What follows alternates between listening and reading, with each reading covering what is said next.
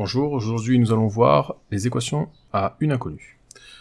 Alors, plus exactement, on va voir comment on fait pour traduire un problème par une équation. On va dans un premier temps voir les étapes, puis un petit exemple d'application.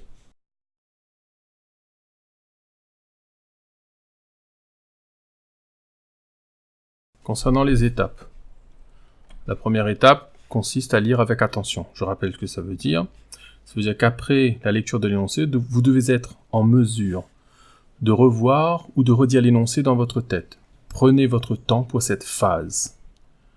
Donc, il faut trouver la question, les données qui sont importantes, et la donnée qui manque. Donc, ce sera notre X. En deuxième étape, on a à identifier les liens qui existent entre la variable et les données. Et enfin, il va falloir écrire l'équation en utilisant et en traduisant les liens qu'on a trouvés à l'étape 2.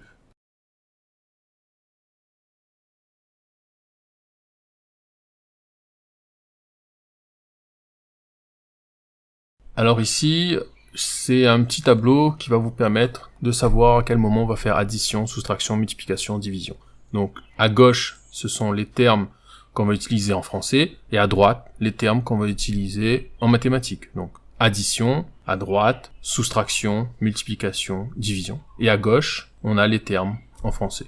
Bon, je vous laisse lire, inutile de lire moi-même. Vous faites pause, une fois que c'est fait, vous remettez sur lecture.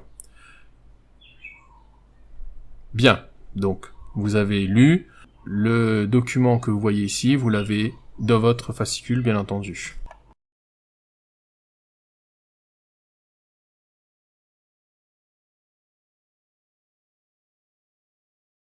Donc voici notre exemple. Donc je vous laisse lire l'énoncé tranquillement. Donc vous allez appuyer sur pause.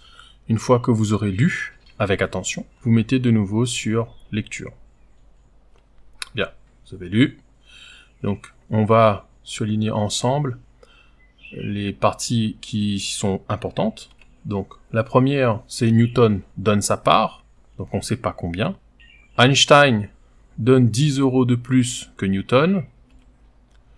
Curie donne le double de la part de Newton. Hawking, lui, il va donner 100 €.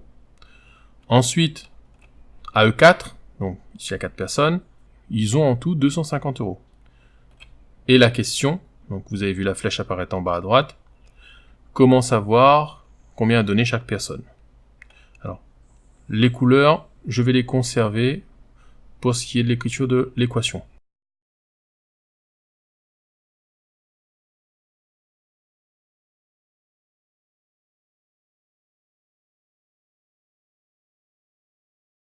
Alors, j'ai fait les 4 cadres. Le cadre de gauche, le cadre de droite, et enfin, à la fin, on va trouver notre équation. Alors, ce que donne chacun d'après le texte. Alors, Newton donne sa part, on ne sait pas combien. Einstein donne comme Newton, en plus, il donne 10 €. Curie va donner 2 fois plus que Newton. Hawking donne 100 €. Ensuite, ils cotisent, donc on ajoute toutes les sommes qui sont données. Et ils ont collecté 250 €. Alors pour ce qui est de Newton donne sa part, le lien, on va donner ça à X. Newton donne sa part, on ne sait pas combien. Et tout le monde dépend de Newton, Einstein, Curie, sauf Hawking qui lui donne 100 €. Donc il n'y aura pas d'inconnu là-dedans. Einstein donne comme Newton plus 10 €. Donc si Newton donne X, Einstein va donner X plus 10. Curie donne 2 fois plus que Newton. 2 fois plus, c'est une multiplication. Donc, Curie donne 2 fois plus que Newton, c'est 2 fois ce que donne Newton qui est X en rouge. Ça va faire 2 fois X. Enfin, Hawking donne 100. Les autres termes qui sont importants, on a la cotisation de tous, donc on va faire une somme, c'est-à-dire qu'on va ajouter tout ce qu'ont donné les autres. Donc ce qu'a donné Newton, plus ce qu'a donné Einstein, plus ce qu'a donné Curie, plus ce qu'a donné Hawking, ça va nous donner tout ce qui a été collecté, 100 €. Donc, ici, pour ce qui est de la cotisation, comme ils cotisent, on ajoute tout. Donc regardez les couleurs, si ça peut vous aider. Et ensuite, ils ont collecté en tout 250 €. Donc, tout ce qu'ils ont collecté correspond à 250 €. Donc, il y a une égalité. Donc, le total, c'est 250. Alors, pour ce qui est de l'égalité, ça me permet d'arriver à l'équation. Donc, tout ce qui a été collecté, x plus 10 plus 2x plus 100, c'est au total égal à 250. Donc, on trouve cette équation. Donc, x plus 10 plus 2x plus 100 égale à 250. Là, on a notre équation.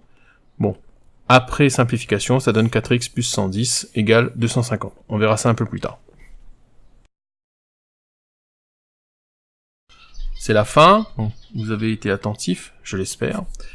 Donc maintenant, vous devez fermer les yeux et essayer de revoir et de réentendre tout ce que vous avez vu et entendu dans la vidéo. Si jamais il y a des zones d'ombre, n'hésitez pas à revoir la vidéo. Si vous avez des questions, vous me les poserez au prochain cours. Notez-les dans le livret